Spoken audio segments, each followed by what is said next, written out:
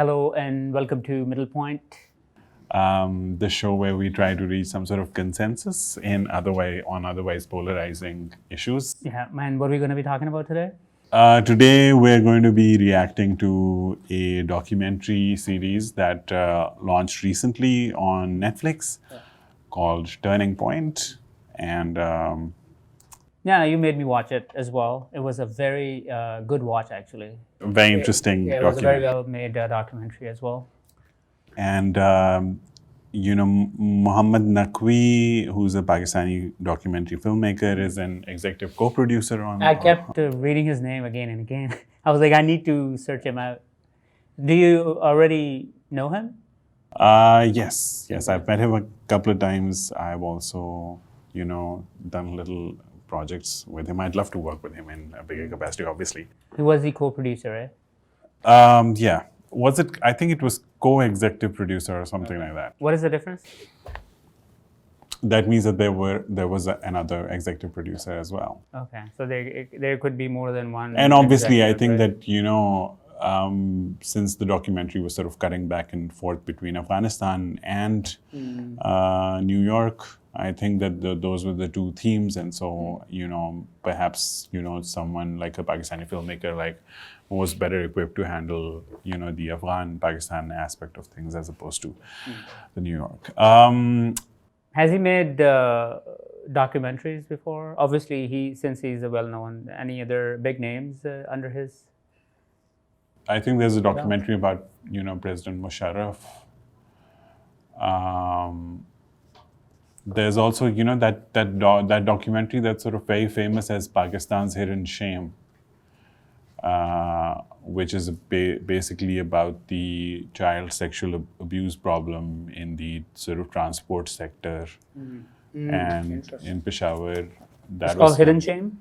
Yeah. That also features Imran Khan, by the way.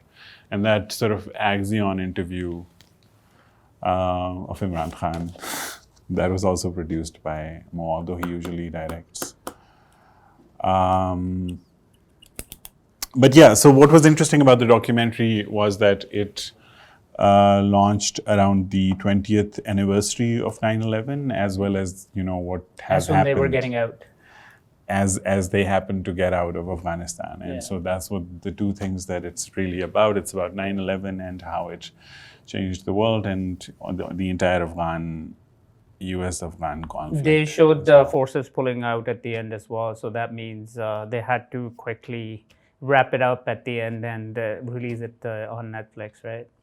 Yeah. I don't know how much a sense of this they might have had maybe months ago or whatever. I'm sure that people who were sort of more involved in any level, even a journalist, I think anybody who had an ear to the conflict might have known that it's going to wrap up. But yeah, that's something that I also was, I was wondering about that, and I admired the fact that, they were able to, that they had to absolutely include it, and I'm sure it must have been some sort of panic situation on their end to sort of wind it up. It was a really well-made documentary, but at the end, it was like, it wasn't well finished, I would say. Really? Yeah. How so? They just try to quickly wrap it up at the end. That's what it felt like. You would have wanted to see more. Yeah, I wanted to see more than this, right? More episodes. I mean, when you asked me to watch this documentary, you told me initially that there are going to be 8 episodes, right? When I was on the 5th one, I was like, oh, where's the next one, right? I think I watched at the first episode. I ended up watching multiple times because I think I showed it to my father. I showed it to you as well. And then the second episode onwards, I just was on a roll. I just couldn't stop, so I ended up watching everything the same night. And I mean, honestly speaking, I don't know if I would want to watch more because I think it was very crisp, and I found maybe the first 2 episodes a little hard to watch, but then it really sort of flows. Once you get into it, I think it's very edited. I think the first 2 episodes were the most interesting. Yeah, sure. But in terms of pace, it's sort of introducing this to So they really they dived really yeah, into it, right? they dove right into it. But I do feel that you're re-looking at some of the facts surrounding 9/11. It's been 20 years. Yeah. And obviously when it first happened, it concerned the whole world, and as Pakistanis, obviously it concerned us quite a lot. There were conspiracy theories as well. There were other facts that were emerging. I'm sure that if you talk to Pakistanis on the street, I think a huge number of Pakistanis don't really believe that they don't really believe the official version of 9/11. Pakistanis also have doubts about, Osama bin Laden being in Pakistan, or just generally, When they took his body, his face was unrecognizable. It was. You're jumping right. You're getting right into it. No, I mean, I'm just telling you a reason. One of the reasons why Pakistanis don't believe it. I mean, like, why would you just shoot his face? I mean, you could have. I mean, those guys are the elite professionals at what they do. Why would they straight shoot on his face and just make him unrecognizable? And he was identified from his hands or something. That didn't make much sense to me. And then obviously after they killed him, I mean, they should have shown something, right? Yeah, they showed an older video of him watching it TV. so happens that the United States isn't answerable to anyone if they want to do something. We did this, and so this is what it is. It's regular bully behavior. It's like, this is what I want, and And the reason I really enjoyed we don't explain to anyone. Yeah. We don't owe anyone any explanation. And the reason I really enjoyed watching this documentary, because when this happened, I was quite young, right? And I was just living my regular life. Like, I was in Canada back then, right? And I didn't have too much interest in this at that time. Where were you? I was in Canada. Where were you the day off? I was sitting with my roommates, and they happened to be white Canadians. Right. And they were extremely upset. Like, did you feel guilty? I felt embarrassed because everybody kept talking about Muslims did this, and all of a sudden everybody started hating Muslims, and everybody started looking at Muslims differently, right? Yeah. And I mean, this is why I found it really interesting to watch the whole thing, what exactly happened. And it just drives me, it just doesn't make any sense to me, like, a bunch of people did something wrong, and you are blaming the whole the community of Muslims, and there are 2 billion of them out there. Thank you, Sharon. And it just looked like it was done on purpose in media, through films, and through the entertainment industry. When you say it was done on purpose, like, it was done on purpose to malign every single Muslim out there. Like, once again, for clarity, when you say it was done on purpose, what is the it of that statement? What is the it? I mean, I'm not blaming anyone. I'm just saying that it felt like everybody understood that. Like, it was a bunch of people who did something wrong. Right. So why would you blame every single Muslim out there for it? That didn't make any sense to me. Right. And if you watch this documentary, it'll tell you that exactly what was happening. There were a bunch of guys, in Afghanistan, and how many people were following them? Not many, I guess, at that time, right? Right. And who got them together at first place? It was the America, Pakistani armed forces, and the Pakistani government was involved training them. There were Muslims all over the world coming down to Afghanistan, fighting the Soviet war, and the Americans were funding them. And then all of a sudden in 2001, when this happened, then America is like, okay, now you're not training them, now you're killing them, So you can imagine how difficult it was for the Pakistanis, right? And then, America was so angry at that time, like, they were like, okay, you're either with us or against us. They weren't ready to listen to anything.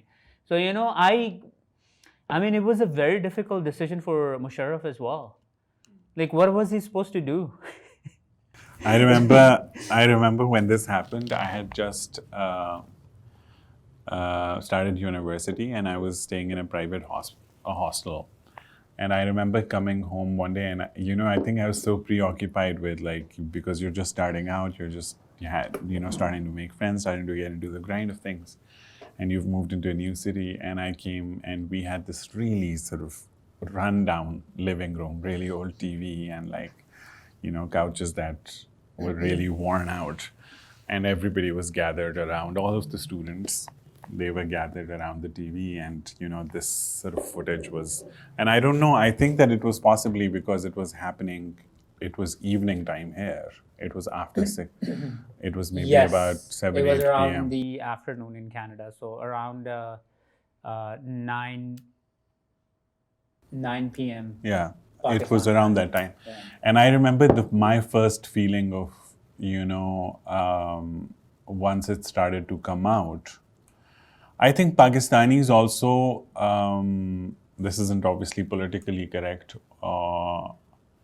to say this, I don't think that they necessarily felt very horrified, because I think that the average Pakistani, and I think it's, obviously everything can be divided into pre 9/11 and post 9/11. So post 9/11, I think there was already quite a lot of resentment towards the United States. I don't know how much of that is manufactured or whatever, but like, I'm pretty sure that, a lot of people in the third world, at least, are resentful towards the US. Now, whether that is something that, there has been campaigning to sort of like, brainwash people to be anti-America, or whether it is just, America's own foreign policy and the fact that they intervene so heavily all over the world. Americans were saying the same thing. According to this documentary, they had no idea why Osama bin Laden doesn't like them, why he hates them. They were like, we were having a difficult time understanding this. And then Iraq attacked Kuwait, and then the United States came to help them, and that's when he started saying that, look at them, they're trying to take over our resources. Right. And that's where he built the momentum from. But before that, he he attacked World Trade Center in 1993. No, I don't think that was him. No, it was him, but it was somebody. I think it was the blind sheikh. Right. Blind sheikh, but they were pretty close according to this documentary. Yeah. Well, he had threatened he'd attacked a lot of U.S. embassies all over Africa. Two embassies he attacked in the same day. Right. And at that time, Osama bin Laden was in Sudan. Yeah. And Sudanese. Wait. I want to go a little bit. Can we go a little chronologically? Yeah. We should. Yeah. Okay. So I actually made some notes about this. Okay. So, the documentary, how you said you wish that it had 8 episodes.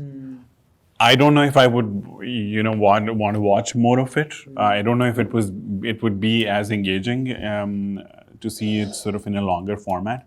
But, there's definitely things that don't sort of get addressed as much. And Osama bin Laden is sort of an example of that, of like, we hear very little about where he came from. They don't want to talk about him too much, even in this documentary. We have no idea. Well, I mean, that's, one thing that you realize as a Pakistani watching it is how much, sort of, the perspective is very American first, and then sort of like, Western in the sense that, you go so deep into the lives of regular American people who lost their lives, their families, their loved ones, people who were there. But obviously with Afghan people, you don't really experience that. Your first-hand accounts all, again, come from mostly American journalists, or, people who are, primarily journalists. And then, so you're not really sort of getting the Afghan perspective, and you never will, like, that's just the way that it is. You won't, even if you're listening to to an Afghan person's testimony about something, I think you feel so separated from them. Even as a Pakistani, you're listening. I could, every time then the documentary delved into the life of one of the survivors, or the next of kin of somebody who had died in 9/11. You feel so much sympathy. Yeah. You don't feel that if not that there were any survivors, or survivors of victims on the Afghan side at all, but even if there had been, I think that their lifestyle, like, and the language, like, it would probably be dubbed over, or it's just, that's a problem, that's a conundrum that I sort of got stuck in. That it's sort of like when it happens in New York, like, there's a different sentiment towards it. If it happens in Kandahar or Kabul or whatever, like, it's just different. But to me, like, I remember when it happened, like, the first thing was, obviously, it was a huge spectacle of sort, and the whole world got stuck on it. And instantly, I remember our collective hearts kind of sinking, knowing that this was going to get pinned on us. And I feel like, as a Pakistani growing up, I always wanted to be recognized. Like, I wished that, the world would see us more. And then this happened, and for some reason, like, we became embroiled in all of this really, really quickly. Yeah. We started getting confused, for being a part of it. I don't know, even today, today, like, even after watching the documentary, like, it is very obvious that Pakistan had nothing to do with this. But Pakistanis definitely suffered quite a lot, being held up at airports, actually being tortured and interrogated. I know people like that. And the thing is, when you've been tortured and interrogated and harassed and all of that, when they let you go, they also make you sign a document, saying that you're not to sort of share this experience with anyone. Oh, yeah. I know this, like, sort of a friend of a friend. Did who it I've happen in the actually, United States, or? Yeah. This is someone who was from Islamabad and had, was basically studying and living in the US. And, this really sort of affected them really negatively. Like, sort of, they no longer felt safe after all of these things happened. And I'm sure, like, I don't know if he's still in the US or if he's moved elsewhere, but it definitely left a bad taste in the mouth for a lot of people. But there's things that conspiracy theories were abound, after 9/11 happened. If you ask the average Pakistani. Can I add on to this, what you just said? Sure. So obviously I was living in Canada at that time. So before this happened, it was a routine thing for us to go to United States, because the United States border is like about 40 minutes drive from our house. So we'd go there because the shopping is way cheaper than Canada there. Right. So after this happened, it was so difficult to go through. They'll, like, the people at the border, they'll literally go after you. They'll be like so angry. They have a way of scaring you, I guess. Right. Yeah. And I mean, after that, I stopped going to the United States. It was just, it just felt so bad. I remember one time I wanted to fly from Buffalo to Tokyo. I was going to Japan. And I was like, I asked my brother, can you drop me off? And he's like, yeah, that's fine. It's only 40 minutes drive. So we went there when we were trying to cross the border. And my brother's name is Ahmed, right? So they were like, oh. They're like, okay, you have to go sit in this room. And they watched my brother for good, like 45 minutes. They just sat him down? They just sat him down, and they were just watching him through. There were cameras all over the places. And my brother, it was like 5 o'clock in the morning, and my brother was like, he was like sleeping, and after 45 minutes, and they kind of interrogated him. Like, they took him into a room, and they were like, oh, okay, what are you doing? And then they realized he was only 6 years old when he moved to Canada. Right. And since then he never went anywhere besides United States. So eventually it took us like 2 hours, but after that he never went back to United States. Me neither. I was like, okay, I don't want to go there.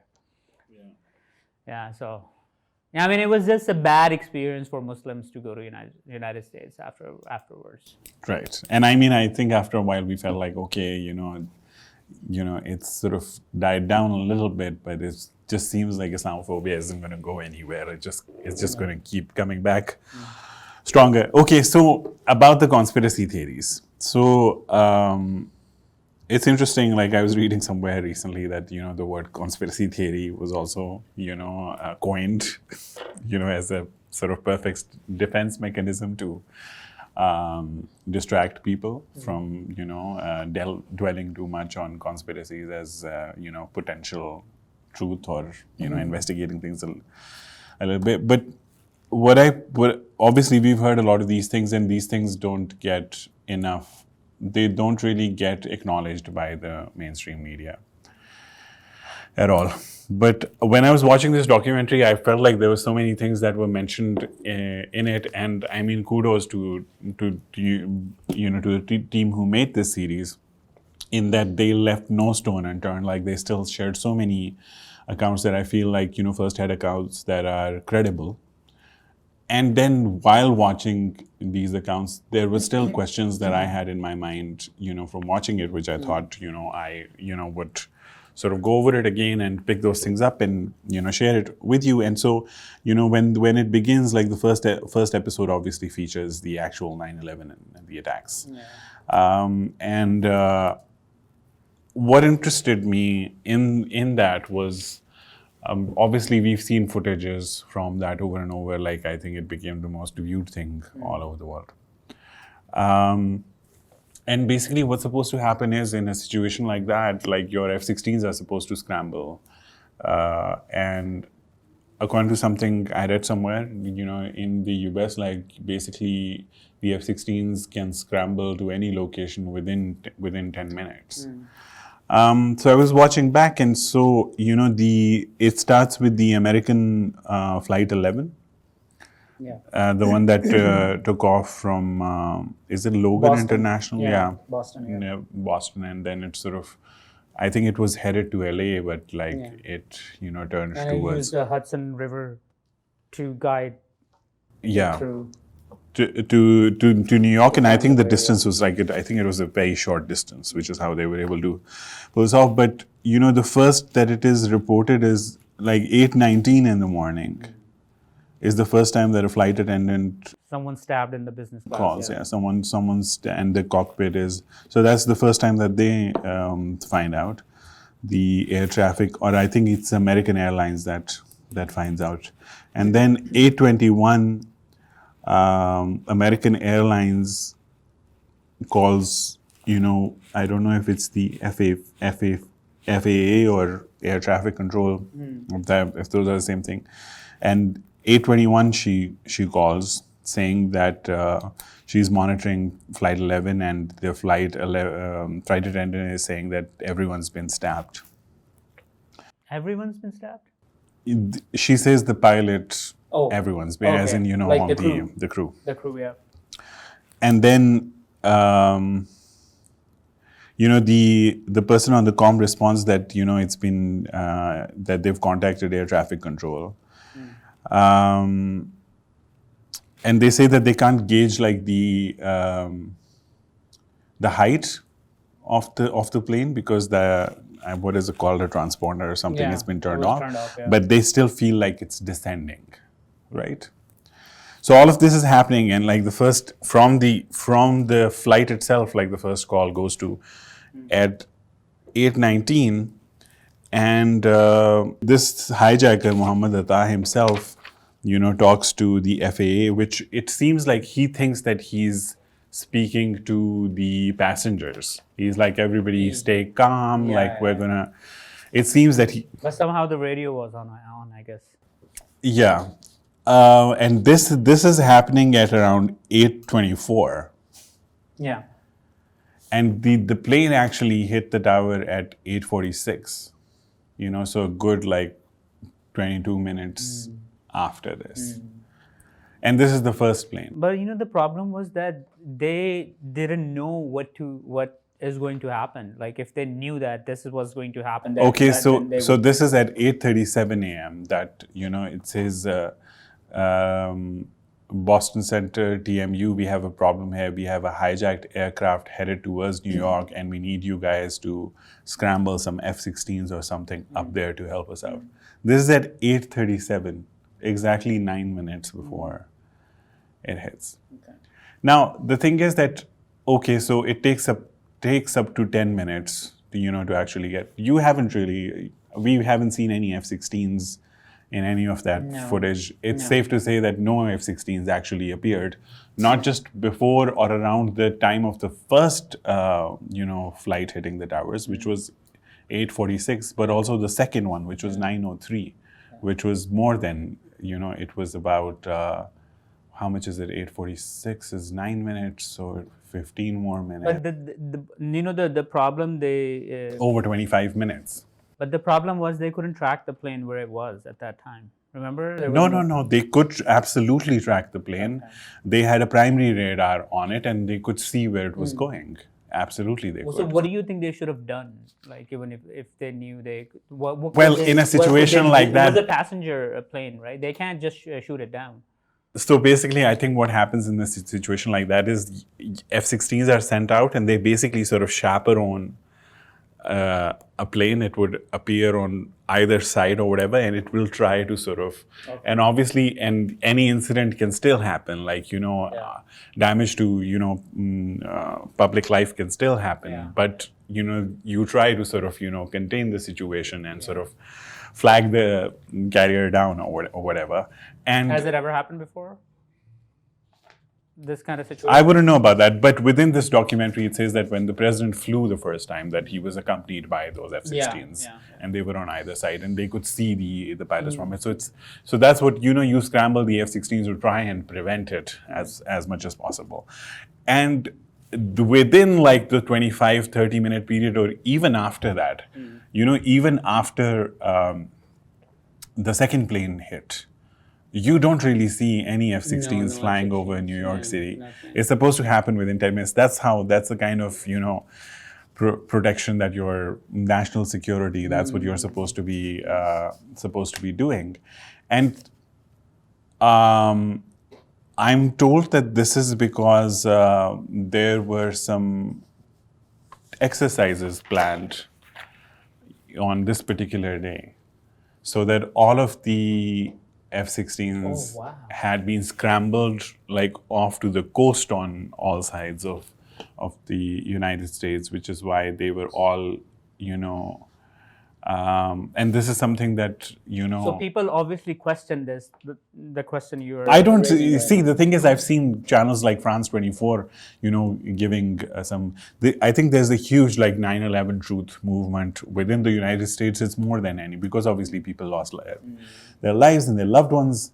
But it's never really sort of given any, it's not dignified with a response as far as the mainstream media, not just in the US, but BBC, you'll never hear these outlets talk about it. And it sounds like they were underestimating Osama bin Laden, that he could do something that big. That's what it looks like. Because he was in Sudan, and the Sudanese officials, they asked the Americans, you want him? And the Americans were like, no, we don't have enough. The Americans and the Saudis were like, no, we don't have enough on him. Then he was like, okay, he's going to Afghanistan. They were like, okay, that's fine. And so that did not make any sense to me. I mean, that sounds like that they didn't have enough. I mean, they didn't think that he could do something that big. But by then him and obviously his what do you call it, the blind sheikh. Yeah. You want to know something interesting? Yeah. When they finally, when they call the NORAD, or whoever is actually sort of in charge of the F-16s and whatnot. So, when it says, when the person radios out and says, we have a problem here, we have a hijacked aircraft, the NORAD Northeast sector needs, they say, is this real world or exercise? Because, and again, this is something that I feel like I need to verify it further. But apparently there were exercises happening on that. So that's something that to me that's a little. And yeah, okay, The fact that I'd never thought about this. Nobody makes That sense. what It are you makes sense. supposed to do in the event that this is over? Like it's at 8:19, it is being reported, and the first plane is hitting at 8:46. 46 minus 19, do the math, and then the next one is 9:03. Like it's like a good 30-40 minutes. So what is the response supposed to be of like this can happen anywhere? Yeah. And I mean, we grew up watching. I think that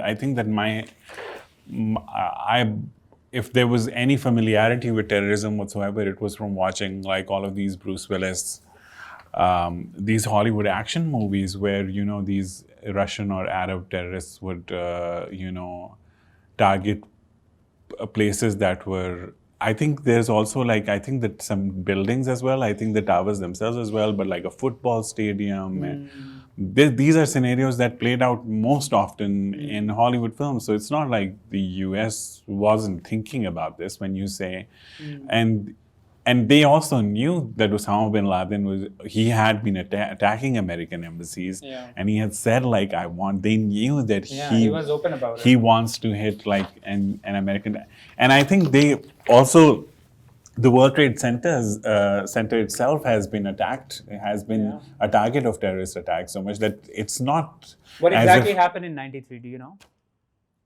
I think it was a bomb in the parking lot or something. Yeah. It wasn't particularly bad. It didn't really do. But I think some people did die, though, right? I don't think there were that many casualties, but there must have been, but not not big enough for them to. So that's something that strikes me. Also, what strikes me as kind of odd is, and obviously, these are things again as conspiracy theories that we've heard quite a lot, but if you're sitting somewhere.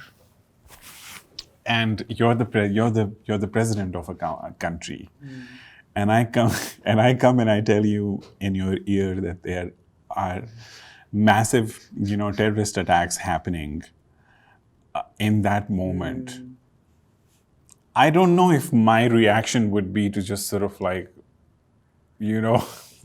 What I mean, I watched that. Actually, I would like to reenact for you what my reaction would be if I was the president of a country and someone came and told me in my ear that the country was under attack. But someone will have to come and tell me in my ear.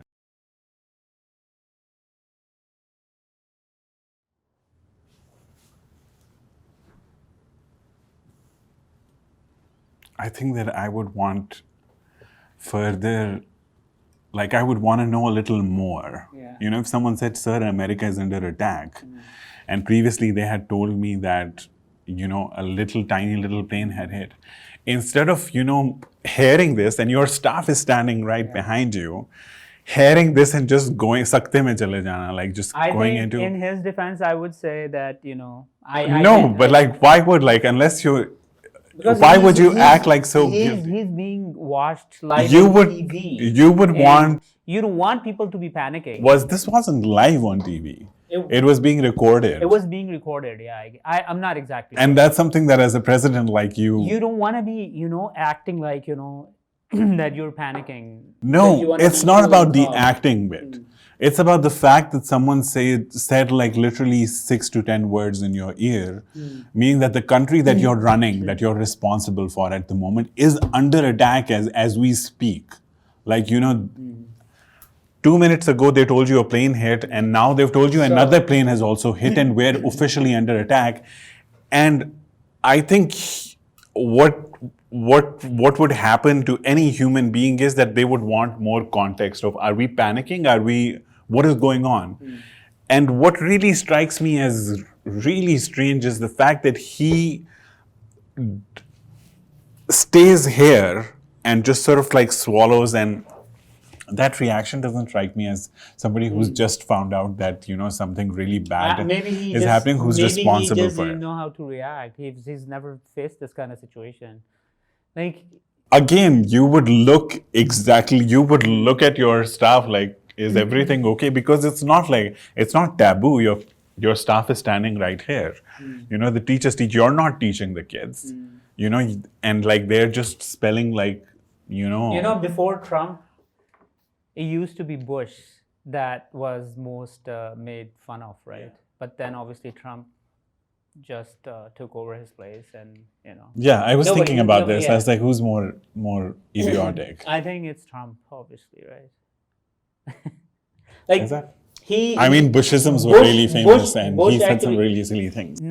Yeah, he did, but he still like Trump is sort of like a blatant liar and like overconfident, and like Bush a lot of times didn't even make sense of what the things that he would say would just sound completely idiotic. Yeah. And this is one of those reactions. That when he came into power, that made me question democracy, man. I was like, okay, so his father was in power, and then obviously they know the way to get to the top, and he probably helped him. Obviously, he didn't have the caliber to get up to that level, but he did, even though. But I'm just telling you, as someone who prides themselves, I think that I'm good at directing actors, and like if an actor of mine was doing this, I'd be like, but aren't you? You are going to need like non-verbal cues, because this is not a minor thing. Like this is, you're responsible for running this country, and you're being told that the planes so are. Let's say if we believe in a conspiracy theory and this was all pre-planned, do you think he was told, sir, you have to react when we tell you about this, right? And he was like, oh, don't worry, I'm gonna do it, man. I'll nail it. No. I don't think so. I'm gonna act like, oh my God, we're in shock, but I'm gonna still stay calm and cool, Yeah.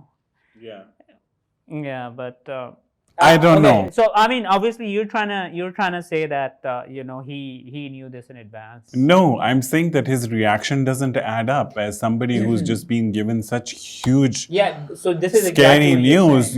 I mean, how is it a priority? So that's exactly what you're saying. The F-16s haven't scrambled. Like, you're the president. You're supposed to really sign off on a lot. You said this yourself.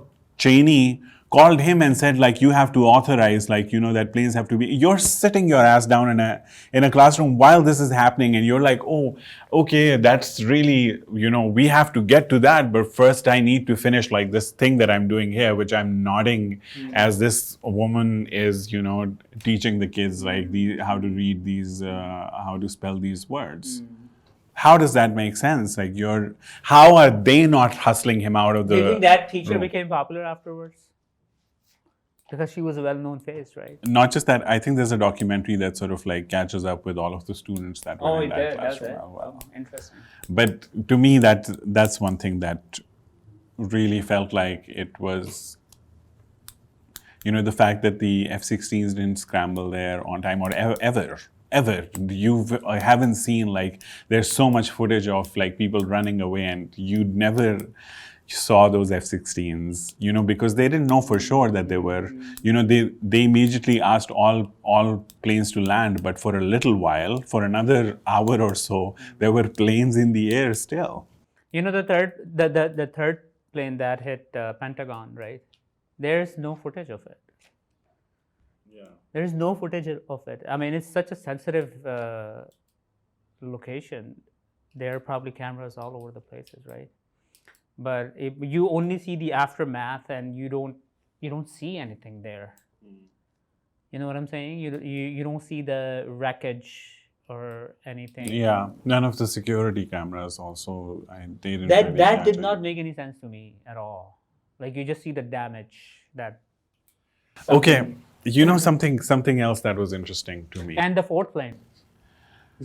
No, even the second plane that hit the towers, like the first one you hear all the radio and everything, but like the second one, they had no idea that it was off its, path.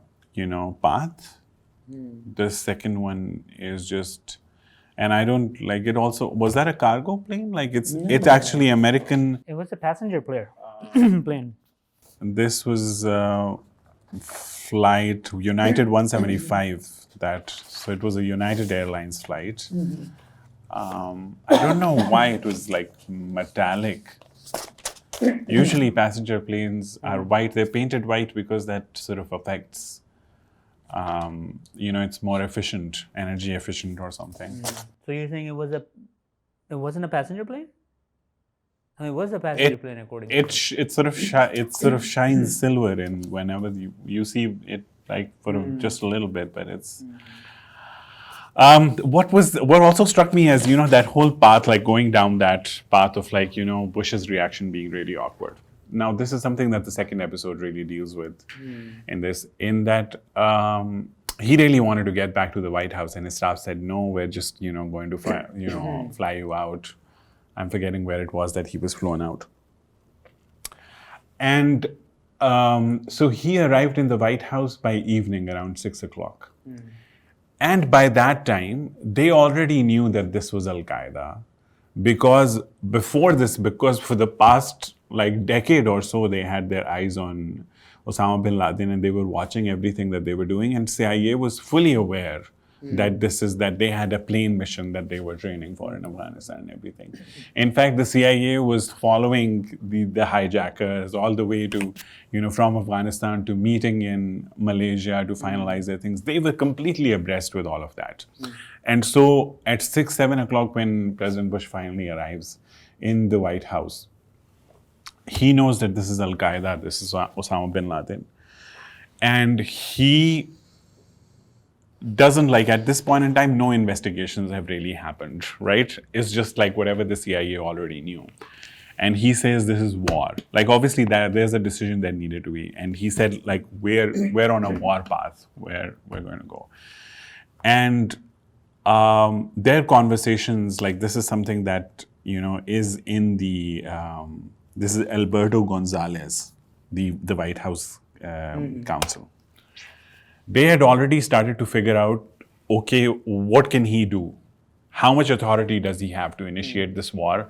And, what kind of permissions does he need? And there's a particular lady, like a congresswoman, whose name isn't here, but she's featured in the documentary. Yeah. She was the as only one a skeptic. Right? Yeah. And what she points out is that the president and his team were pushing that they said that the president could do this on his own as well, but it would be a lot better if the Congress also signed, because obviously then the onus of all of these things wouldn't fall on the president alone.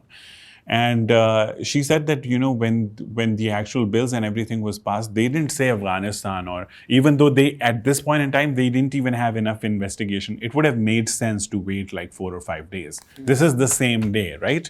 It's sort of like striking while the iron is hot, like making sure that sentiment is like, that passion is. Obviously people are afraid and angry and they want whatever has, struck them, whatever is making them afraid to be dealt with really quickly so that they can stop being afraid, so that they can go back to being, living a normal life.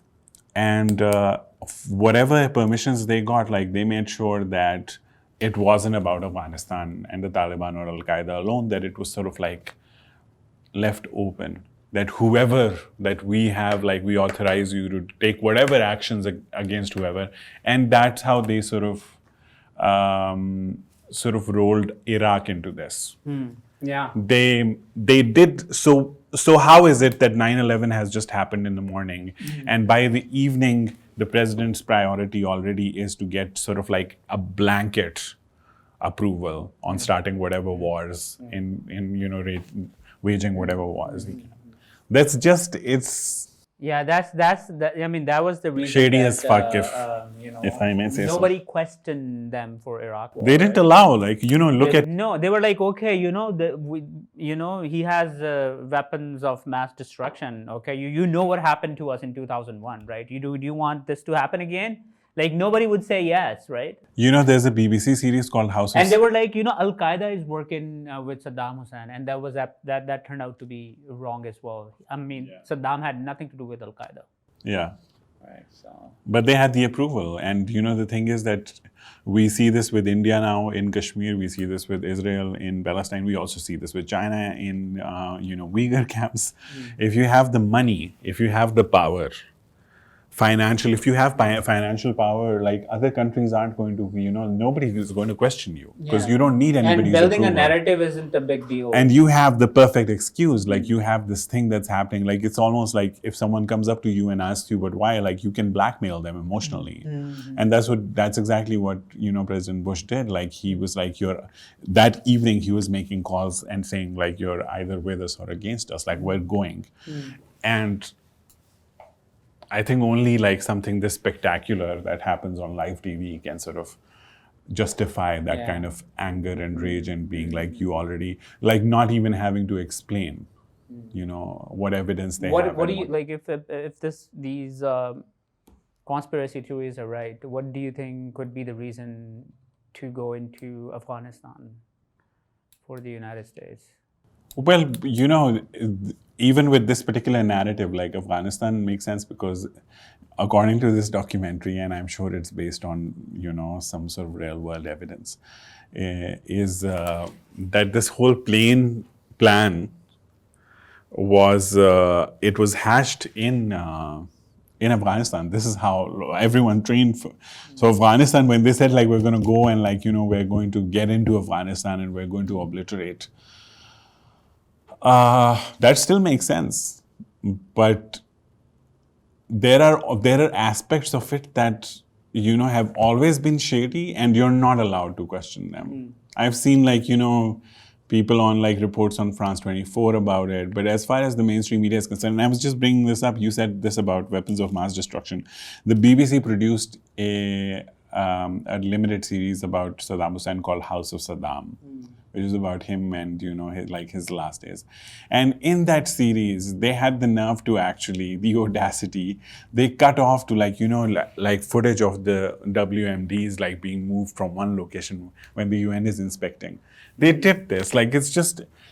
Was it recently made? When it comes to the West, like when it comes to the American government, there's no consequence for them at all. Yeah. They'll just blame it on like one, the president that was like 2 decades ago or whatever, and move on. And there is never any sort of consequence for them at all, because it's a first world country, because they have enough money, and it just doesn't matter whether or not they had legitimate reasons. Doesn't sort of matter at all.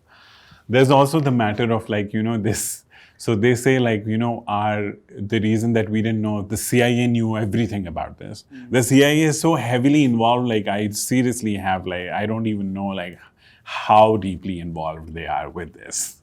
I wouldn't be surprised if they, are part of the plan even in some way. I was just listening to Imran Khan's interview last night. He said when this 9/11 happened that 50 terrorist groups were working against Pakistan. Right. And we were saved by our, intelligence agencies, right? If they weren't good enough, we would have been down under. That was a very interesting point. But, but obviously, CIA is way ahead of ISI, right? Like they have way many more resources. CIA is so far ahead that they had. We are nothing compared to. They had their eyes and ears on Osama bin Laden, and you mentioned this. This is mentioned in the documentary that Sudan asked both the US and Saudi whether they wanted to get rid of Osama bin Laden, and both Saudi and American administration said, no, thank you. We don't want him. You keep him. And they said, that does not make sense whatsoever. I mean, that's their narrative. They're saying that Sudan suggested that they are going to send him to Afghanistan. And we don't know this for a fact. It might have been their suggestion that, why don't we send him to Afghanistan? I don't know like how much CIA is involved in this. But from this documentary, the official record is that the CIA knew exactly what Osama bin Laden was doing, that he had a plain plan, that they were following these hijackers as they traveled outside of Afghanistan and convened in Germany and everything. And when they arrived in the US, that they just forgot, they wrote a little memo for the FBI saying that these people who have been planning to hijack planes and, fly them into the World Trade Centers. That's crazy, yeah. that these people have entered, and so now because apparently the CIA doesn't function at all within, the United States, that they made that memo, but then they forget to send it. And they're like, oh, we used to be stupid back then, but now And they even took pilot training for months as well. Yeah. Yeah. That's absolutely insane. No, but what is even more insane is that this guy who works for Saudi intelligence, who, what is his name? He's the one who meets them in LA, and he sort of like, drives them towards, is it San Diego? I think it's San Diego where and there, they get connected with the Saudi named Omar al-Bayoumi. Okay. And it says that in the documentary, this guy, Rotella, what's his full name? Sebastian Rotella, who's a senior reporter for ProPublica. He says Omar al-Bayoumi is a mysterious and strange character. He's a graduate student who doesn't appear to go to classes. He's getting paid by the Saudi government through a contractor, but doesn't appear to work. He doesn't appear to need money. Even people who didn't think he was involved in the attacks thought that he was some kind of a spy for the Saudi intelligence service, not a full-fledged intelligence officer, but some kind of informant or monitor. And this is the guy, when these hijackers arrived, they arrived in LA on January 15th, and on 1st of February, they were sitting in a restaurant with this guy. And this guy, he said to them that he lives in San Diego, and if they're ever in San Diego and they need anything, that he will. And so he's the one who settles them all in, and there also they liaison with someone called Anwar al-Awlaki, who's a Yemeni imam, and he later became known for being involved with Al-Qaeda. At this point in time, he wasn't officially as part of. And then the most ridiculous aspect of this is that, two of the hijacker, who Al-Hazmi and Al-Midhar, whatever, they end up moving to a boarding house that is being run by a retired FBI informant. I mean, this kind of like, how can all of these things be coincidences? Come on. There's just like, for them, for the FBI to claim that they had absolutely no idea, even though the CIA knew everything about this. From this point in time to January to all the way down to September. In August, they even managed to the whatever immigration services, they arrested one of the original, somebody who was supposed to be Zakaria Masawi, right? Because he was bragging and he wasn't hiding it well. So he got reported. And it says this is, again, Rotella says that if they had checked his computers, they would have tracked the entire network. They would have tracked it. But, again, it's just... So basically it sounds like they just let it happen. It does. It definitely does sound like they thought that it was, that they could milk it, that they could, obviously they've really sort of advanced their intervention, all over the world after 9/11. But I think that it's also possible that the people who were planning these attacks didn't realize that there were people among them who were seeding the ideas or encouraging it, or sort of shaping how the plan went. This is something that I think at the end of the day, it needs to be investigated. But who's ever going to investigate? The CIA. Nobody. The American media isn't even talking about it. Nobody's talking about it. Actually, the Western media, if you look at. Nobody talked about it. There are a few people who did. I've seen things from France 24 and obviously RT, Russian television, obviously, doesn't, so just generally, the fact that these people who a lot of them didn't even speak English properly, they so conveniently relocated. It's just... it doesn't. It seems You like, know the guy you just talked about, the guy who was bragging. yeah. I think The guy who said that he said, he wasn't "I just interested in want to- learning how to land, like he just wanted to be I on. just want to land. I don't want to learn how to land. I just want to know how to fly." Isn't that crazy? How stupid was he? He was extremely stupid. Yeah. Obviously, right? There's something that I picked out from the second episode of the series, where Dexter Filkins, who's the New York Times Middle East correspondent, who was the New York Times Middle East correspondent from 2000 to 2010, he said that when the attacks happened and in November,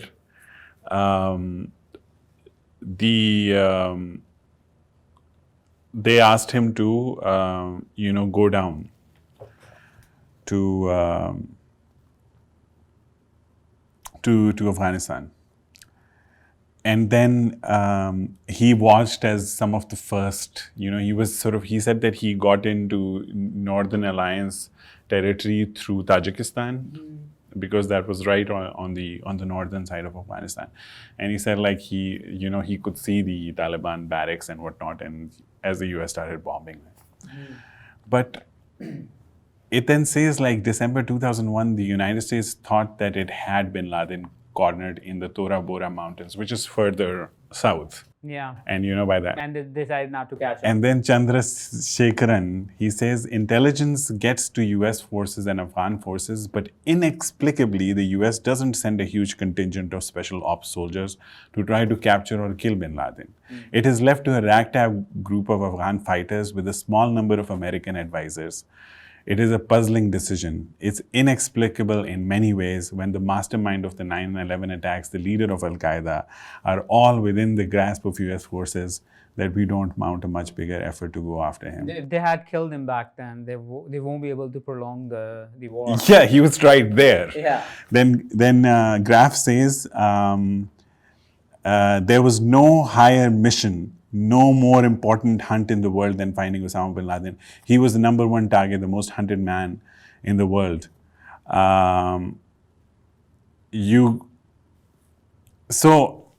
When he says this, that there was no higher mission, it's a little ironic, because, the very fact that they didn't go after him.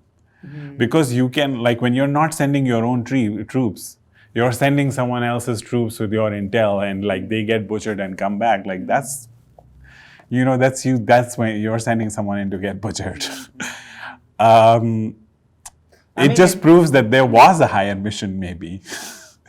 Yeah. Otherwise, they would have gone and gotten him if that's what they went gotten. Why do you think they wanted to stay in Afghanistan for so long? Like it doesn't make any sense. It's a question. Like it took them days to take over Kabul, and like they were just so powerful that they. I think that this is a question that I don't know if it is Dexter Filkins or who it is that he says something that might provide maybe one possible answer to this. He says that he was given an assignment, like he said, or maybe it is maybe part of Bush's administration, that here we needed to sort of go and like get Osama bin Laden from Afghanistan, and that whole region is one that they didn't have great relationships or allies anywhere. There's Iran, there's Afghanistan, there's Pakistan, there's India, there's Russia. Like all of these, these aren't allies. These are all,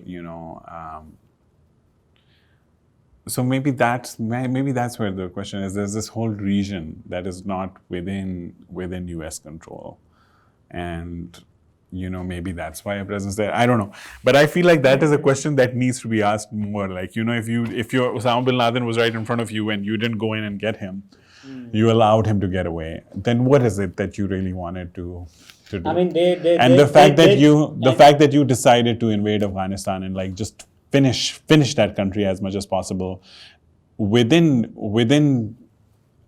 12 hours of an attack happening, because all of a sudden you had enough intel that you'd had for the last decade.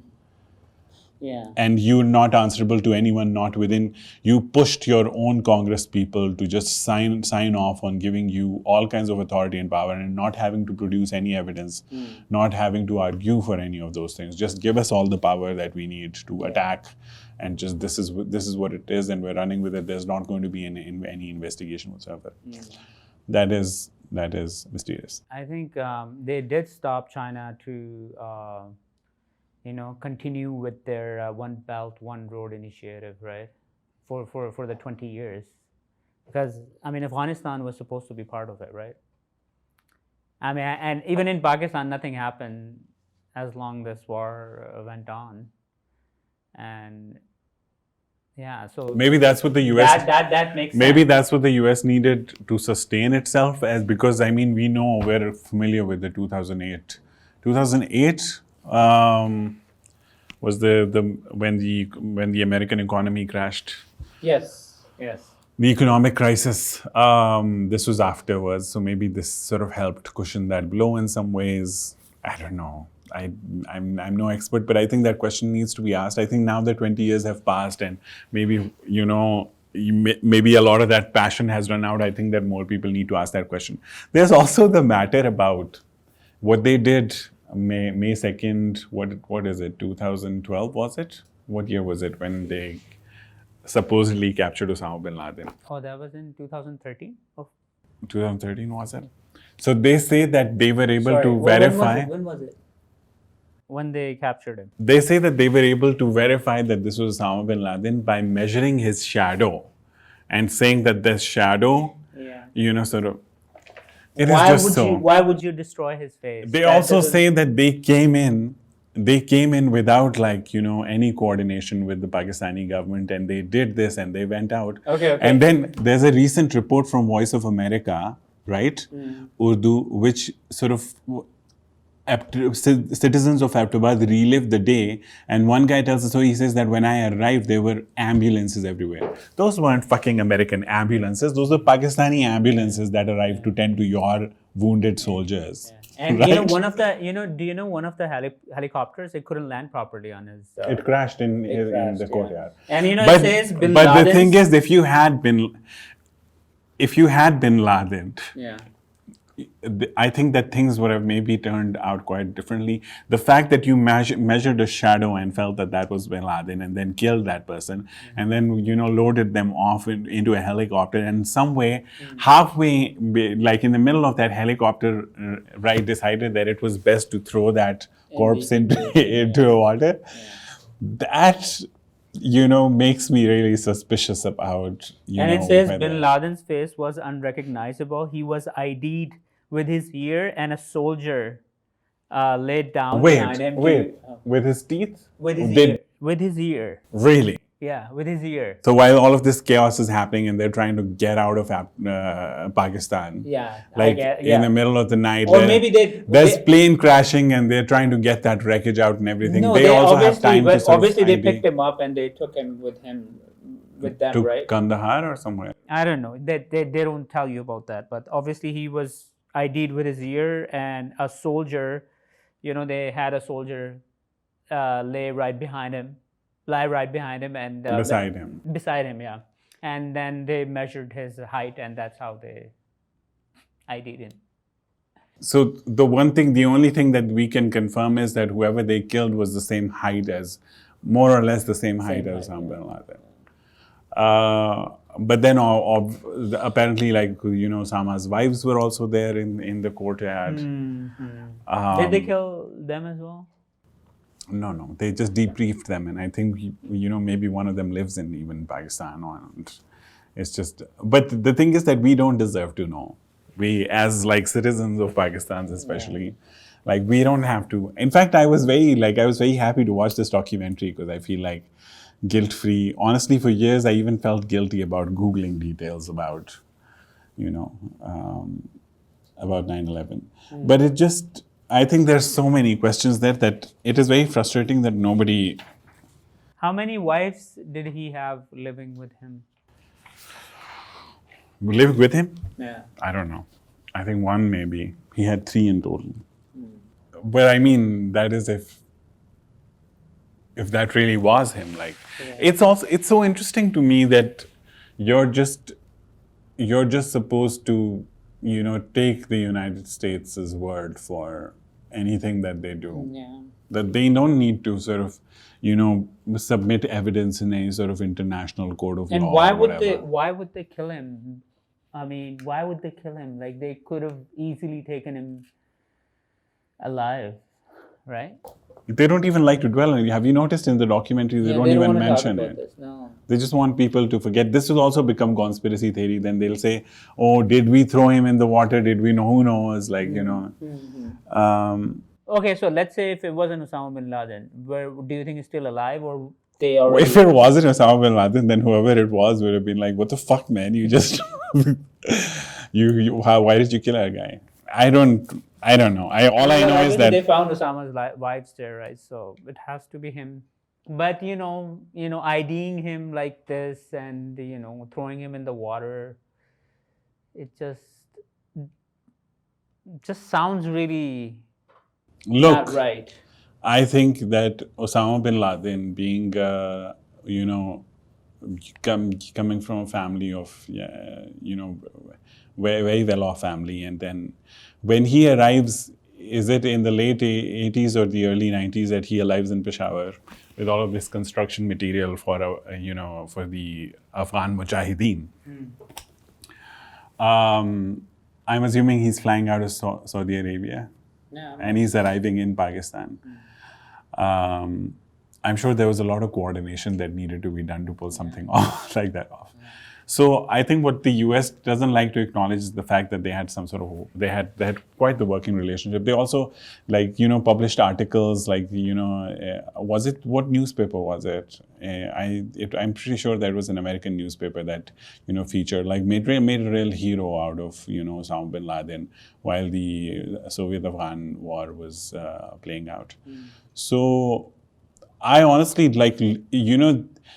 Osama bin Laden has become over time responsible for so much destruction and death in the Muslim world after this 9/11.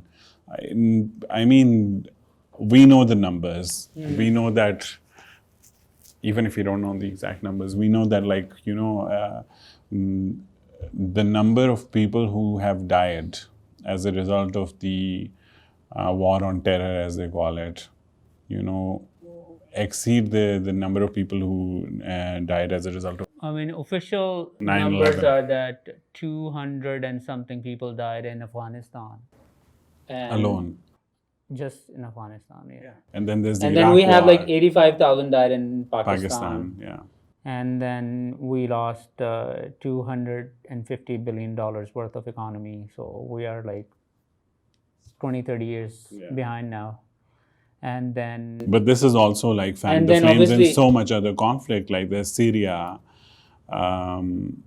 There's just I think they just had a blind pass to do whatever, and they continue to do that. Yeah.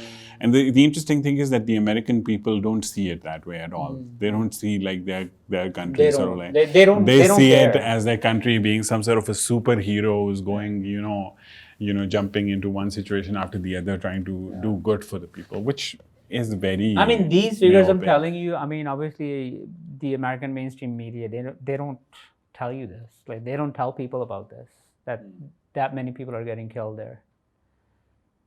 It's just these numbers are just mind-boggling. And even in Iraq, almost 1 million people died there. I just find I think that it's if you look at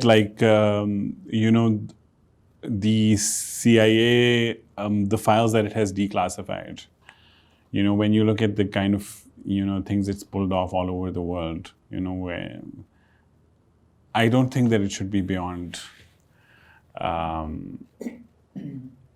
logic to actually look at things and figure out or to question what the CIA's involvement was, what their end goal was with certain things. So I really I find it very frustrating that there's this whole idea that, when you raise these questions, that you're now somehow dwelling in the realm of conspiracy theories at all. I don't think so. I think there would be conspiracy theories if all the facts were there for people to know, and, still you were creating alternative versions of the story. But, it is very obvious, even from watching this documentary, that there are so many things that we don't know. And so, obviously, when we don't know, we must speculate and we must ask those questions. And I think it's high time. It's high time that those questions are asked. Most of the Americans people, they don't really care what's happening outside their country. They're like, as long we have the new iPhone and we have the newest cars, and we have the newest technology. They don't give a. This is also an argument that I think I've heard American people say this about the CIA, that whatever they do overseas, they do it to sort of like protect our interests, to make sure that we have enough, gas for our car, that we, have access to all of the resources that we need. And and apparently, according to them, this was Osama bin Laden's argument as well, that that America is trying to take over all of the Muslim resources, like the oil. I think the CIA is the premier sort of intelligence, agency in the world, and I think they have the special talent for hijacking, any sort of potential movements or uprisings that are actually against them, to co-opt those. I think when they victimize someone, before that person could start an organic movement against them, like the CIA, starts like ghost movement in itself. Yeah. If it was, after watching this documentary, if it was done by themselves, by the Americans, whatever has happened, then I don't know if it was done by them. Not by them. But and the thing is, also you have to let it happen. You have to understand, like, if I'm going into that realm of, I see so many people like genuinely trying to make sense of this situation. The people who were on ground during 9/11, a lot of the White House staff, a lot of the people in the FBI, people in CIA even. I bet it was only obviously, like, you can't have, like, tens of people knowing about something and still.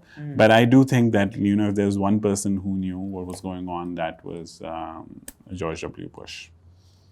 And that is why he had such a weird, and it was up to him to somehow sort of push this legislation to, like, really push them into this war. That was his job. I think that's why, these attacks were allowed to happen. If they weren't entirely orchestrated, then they were allowed to happen because, it gave them such a license to go invade whatever. How about the organized demolition of the buildings? Yeah. The way they came down, it looked like, Yeah. It was brought down. Yeah. Obviously, like, why is it falling like that? Right. And Building 7, like, why the hell is that building collapsing for no reason whatsoever? ऐसे ही मतलब उसमें. This is proven, like, everyone knows. How many buildings collapsed? 3 in total. 3 in total. Okay. And that was part of the World Trade Center as well? It was part of the World Trade Center compound. So there's smaller buildings as well. Like, I think the Marriott in itself is also a separate building. Okay. But this was a much smaller building. And there were a few people who survived as well, eh? Who survived what? Like, they were in the building, but apparently they were on the very side, so they came out of the rubble eventually. Like, I think one of the guys, he was found after 2-3 days. Lots too. So why I have one question for you.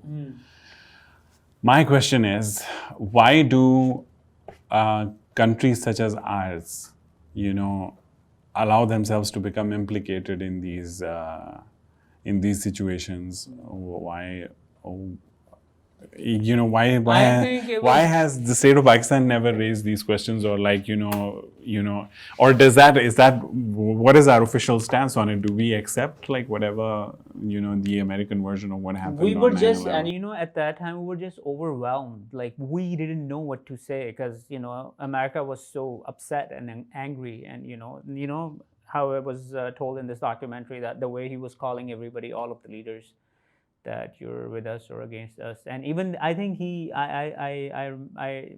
I remember I heard this that he told Musharraf that we'll send you back to the Stone Ages, and I you do know, remember that Pakistan was trying to mediate between the Taliban and the US government, but they were just very bent on. yeah. So I just feel like And I think the Taliban said They that they didn't will have not a- hand Osama bin Laden Pakistan over. just didn't have a choice to speak. They were like, no, you can't talk. Okay. You just do what we say. But my question is, what is our official, what do we say now about What we say now? I think we 9/11 and Osama bin Laden? Like, do we acknowledge the fact that Osama bin Laden was here living in Pakistan, and that it was in fact him, and that yeah. these Like, are also you have to understand that Talibans were part of our army basically when we were fighting in Afghanistan. So there is a possibility that there were insiders who were helping the Talibans, and they were so entrenched in our system that they were able to pull this off. What's interesting to me is that I see also parallels in how they found Osama bin Laden, and the fact that the hijackers were staying with an old FBI informant and all of that. It's just like right under the shadow of, they're just, Yeah. it sort of has the same signature all over it. Anyways, I mean, there was so much I wanted to say, but my brain is not just going there right now. I think we've created enough controversy. Yeah, we did. Yeah. Anyways, I think we should wrap it up. All right. You do that. I don't even. So I feel like giving disclaimers, like that people are going to call us like crazy, and anyways. No, but we didn't try to make. We're just asking questions. We're not trying to make anything up. We're just asking questions basically. We don't know exactly what happened, right? Yeah. So Even Pakistani intelligence agencies would not let this happen. That kind of stuff in Pakistan. It just doesn't. It was IS. It was CIA. It is. I find this so like it's such an easy defense to say, oh, we were so incompetent. Yeah. we were. Yeah. Oops, we just didn't see this coming. But anyways, I would love to. Going back to the documentary series, I think. Again, absolutely incredible filmmaking and storytelling. It's definitely a must-watch. So if you haven't seen it already, do give it a watch, and let us know what you think of the questions and concerns that we have about this, and whether you really think that the term conspiracy theory is just sort of that it should be abolished altogether. That all conspiracies theories should be entertained, and if until you have the answers, and you have an official account of that covers sort of every aspect of a mystery, if you will, that you shouldn't really stop asking questions whatsoever. Let us know what you think, and this is Ibrahim Khan, and this is Adil Habib signing off with Middle Ground, and we'll see you next time.